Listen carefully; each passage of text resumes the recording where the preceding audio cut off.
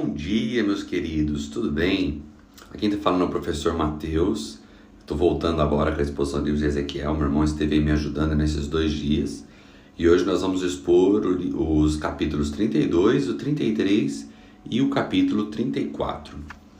No capítulo 32, nós começamos com uma sentença contra Faraó, contra o rei do Egito. Ele diz assim: no primeiro dia do 12º mês, do 12º ano, do segundo ano, a mensagem do Eterno veio a mim: filho do homem, cante um lamento fúnebre sobre o Faraó, o rei do Egito, e diga a ele: você pensa que é um leão vagando pelas nações.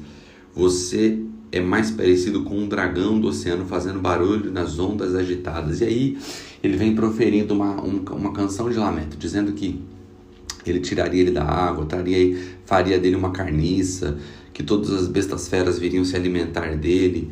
E lá no 11 ele diz como ele vai fazer isso. Ele diz assim: o Eterno, o Senhor diz: a espada do rei da Babilônia está vindo contra você. Usarei a espada dos poderosos para diminuir seu orgulho. Usarei a mais brutal das nações para derrubar o Egito e o seu cavalo imponente. E aí vai dizendo que ele tinha que se esvaziar de vanglória. E no final ele vai dizer assim: eu te usei para destruir as nações. Lá no 32 ele vai dizer assim: eu usei para espalhar terror sobre a terra dos viventes. E agora estou te abandonando em terreno pagão com os mortos, a espada, o faraó e toda a sua pompa. Esse é o decreto do Eterno, o Senhor. Então todo o capítulo 32 é uma canção de lamento pelo rei do Egito. Lembra que nosso Deus é o Deus de toda a terra. Ele escolheu um povo, né? Israel era seu povo, a igreja é o povo de Deus, mas Deus ele não é exclusividade de ninguém. Ele é o Deus de toda a terra, ele lida com todos os povos, ele lida com todas as questões que envolvem o ser humano, porque fomos criados por ele e para ele, para um projeto dele. Então aqueles que estão fora do seu projeto, fora de suas ordens, eles também colhem os frutos dessa decisão e dessa escolha. O capítulo 33 volta de novo a tratar Ezequiel como uma sentinela. E de novo ele vai usar a metáfora do sentinela. Quem que era? Vamos relembrar a figura do sentinela. Sentinela era aquele personagem que ficava, aquela pessoa, aquela função de alguém que ficava sobre o muro, vigiando para ver se não estava vindo um ataque contra a cidade. Todos os filmes de guerra que nós assistimos, nós conseguimos ver essa pessoa em cima do monte. Ele tem uma corneta ali para chamar a atenção da nação. E ele tem ali a obrigação de ter um olho bem afiado para olhar de longe quando o inimigo está vindo. E o papel dele é tocar a trombeta e avisar que está vindo guerra. E aqui de novo, Deus usa a figura do sentinela para falar sobre Ezequiel. Está dizendo: se o sentinela avisa que está vindo a guerra e a pessoa vai lá, e as pessoas vão lá, se protegem, fogem, beleza, o sentinela fez o papel dele, tem responsabilidade mais nenhuma a partir do momento que ele avisou. Mas se ele não avisa, todos os desavisados que morrerem serão responsabilidade do sentinela omisso. Então ele está falando: você é um sentinela, Ezequiel.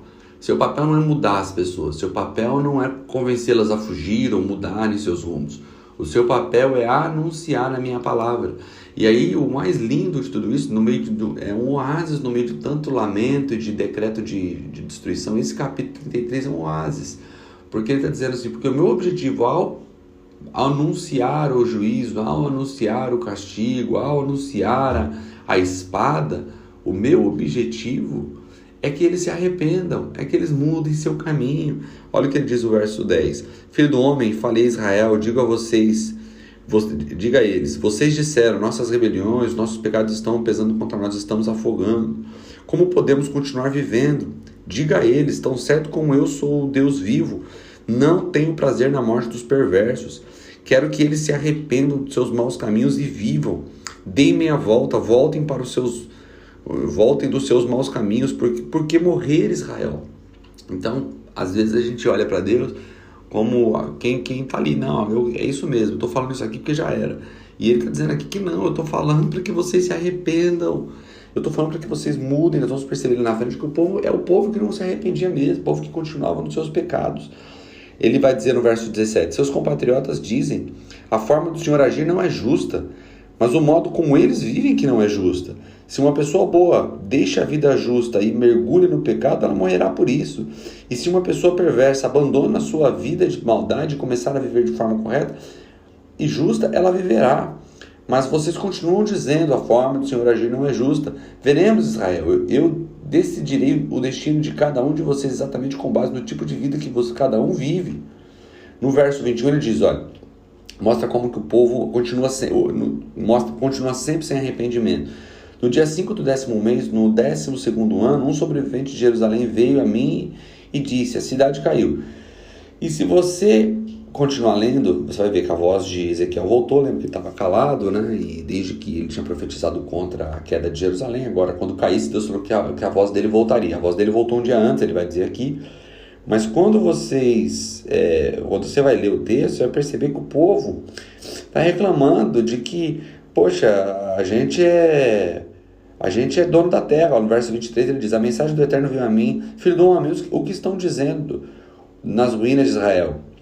E eles estão dizendo o seguinte, Abraão era apenas um e era proprietário de toda a terra. Agora nós somos muitos, nós temos o direito à propriedade ainda mais garantido. Então diga a eles, diz o Senhor, o Eterno falou a eles, vocês comem carne com sangue, adoram ídolos que não são deuses, matam a esmo e esperam ter direito à propriedade dessa terra. Vocês confiam na espada, estão envolvidos em obscenidades, entregam-se à devassidão com qualquer pessoa a qualquer hora e ainda esperam continuar como proprietários da terra. Você percebe que a língua deles não é, o assunto deles não é pecamos, falhamos. Deus pergunta para Ezequiel, pergunta o que eles estão falando agora que a cidade caiu. E a fala deles não é fala de quem se arrepende, a fala deles é de quem ainda continua orgulhoso. Então Deus continua dizendo, eu vou quebrar teu orgulho. Quando Deus quebra o orgulho do orgulhoso, não é porque Deus está com ódio dele, no sentido de eu quero matar ele porque ele não presta para nada. É porque ao quebrar o orgulho, Deus está dando a chance para ele se arrepender, porque o orgulhoso não se arrepende. O orgulhoso olha para a sua falha e ele consegue canonizar a sua má atitude, dizendo que aquela atitude é a única atitude possível, cabível e boa, porque o orgulho dele o impede de enxergar a realidade. No finalzinho do capítulo 33, diz assim, eles adoram ouvir você, mas nada resulta disso. Eu, como pastor, fico muito preocupado com essa frase de Deus para Ezequiel. Eles adoram ouvir você, mas nada resulta disso. Mas quando tudo acontecer, e vai acontecer, eles perceberão que havia um profeta entre eles. Deus está dizendo, eles gostam muito de ouvir Ezequiel. Você está ali na mesma galeria dos cantores prediletos, dos youtubers prediletos, né? Vamos trazer isso para os nossos dias agora. Ezequiel, você está ali na lista, está na playlist dele, eles te escutam sempre. Mas o problema é que eles te escutam, mas nada resulta disso. Eles não mudam nada. O que você está falando não está mudando nada na cabeça deles. Eles acabam te vendo como um entretenimento. E Deus está dizendo, mas fica tranquilo, o que você está falando vai acontecer. E eles vão saber que existiu um profeta entre vocês. E hoje qualquer judeu que você conversa, ele sabe que Ezequiel foi um profeta importantíssimo para eles. Mas que naquele tempo eles não ouviam. E aqui no 34, uma mensagem muito dura contra os líderes de Israel. E que nós, se tiver alguém aqui no grupo que estiver ouvindo, que seja líder ou pastor, isso traz um peso de temor muito grande, porque até então ele já confrontou o rei, ele já confrontou as autoridades, ele já confrontou os sacerdotes, e aqui de uma forma mais geral ele pega todo mundo que tem poder de influência sobre o povo e os compara com um mau pastor, que não conduziram bem as ovelhas, que se preocuparam somente consigo mesmos, se preocuparam em estar alimentados, mas não estavam preocupados em se as ovelhas estavam alimentadas. Ele disse, eu sou contra os pastores de Israel.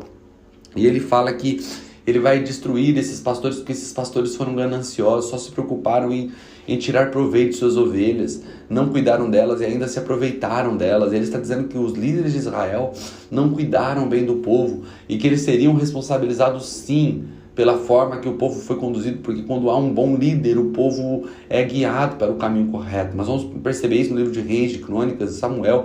Quando trocava o rei, havia um fôlego para a nação, porque ele conduzia a nação para o caminho correto. Mas ele está dizendo que esses pastores que conduziram Israel no tempo da decadência foram maus líderes que conduziram o povo para o pecado. Mas aí no meio de tudo isso, ele diz no verso 23, vou designar um pastor para elas, meu servo Davi, ele as alimentará, ele será seu pastor, eu, o Eterno, serei seu Deus. Meu servo Davi será seu príncipe, eu, o Eterno, falei. Se você ler um pouco antes, ele vai dizer, eu mesmo pastorearei o meu povo, eu mesmo cuidarei do meu povo. Agora está dizendo, eu designarei Davi como um pastor do meu povo, eu serei seu Deus. Aqui ele está trazendo já uma profecia messiânica, falando do próprio Cristo, que seria da semente de Davi, que viria a ser o pastor. Jesus disse, eu sou o bom pastor, e o bom pastor dá vida por suas ovelhas, lá em João 10. E ele vai dizer, o mercenário não, o mercenário quando vê vindo o ladrão, ele foge. E aqui ele está falando justamente dos mercenários, daqueles que não eram de fato pastor. E ele termina o verso 34 dizendo, eles saberão com certeza que eu, o Eterno, sou o seu Deus e estou com eles, e que eles, o povo de Israel, são meu povo, decreto do Eterno Senhor. Vocês são meu rebanho amado, o rebanho do meu pastoreio, meu povo, eu sou o seu Deus, é decreto do Eterno, o Senhor. Coisa linda, gente. No meio de tudo, é que a gente vai lendo em capítulo, então em cada capítulo é uma história, para nós é uma história diferente. Mas quando a carta foi escrita, ela foi sendo escrita, e o que mudava era a ordem das profecias. Alguma profecia vinha, depois vinha outra profecia. Mas quando você junta a visão, a macrovisão do livro de Ezequiel, você vê que é um líder é um livro de um Deus apaixonado por seu povo, que quer que eles se arrependam, porque quer dar a eles uma esperança, levantar um remanescente em toda a disciplina, e a disciplina é uma manifestação do amor de Deus para com seus filhos, porque Ele não os abandona a si mesmo. O pior castigo que Deus pode dar a um homem é abandoná-lo em seus próprios desejos, em suas próprias vontades.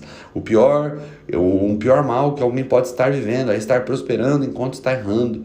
Então que nós possamos olhar para o livro de Ezequiel e para esses capítulos de hoje como uma manifestação tanto do amor de Deus para com as nossas vidas, com provisão de Deus que é Cristo, como também um Deus que transcende as barreiras. Aqui nós estávamos lendo ele falando sobre Israel, mas ao mesmo tempo estávamos lendo ele falando sobre o Egito, que nós possamos ver o nosso Deus como Deus de toda a terra, como o Rei dos Reis, como o Senhor dos Senhores. Que você tenha um lindo dia, que Deus te abençoe, que esses textos te façam enxergar esse Deus de amor e que você corra para Ele. Tenha um lindo dia, Deus abençoe.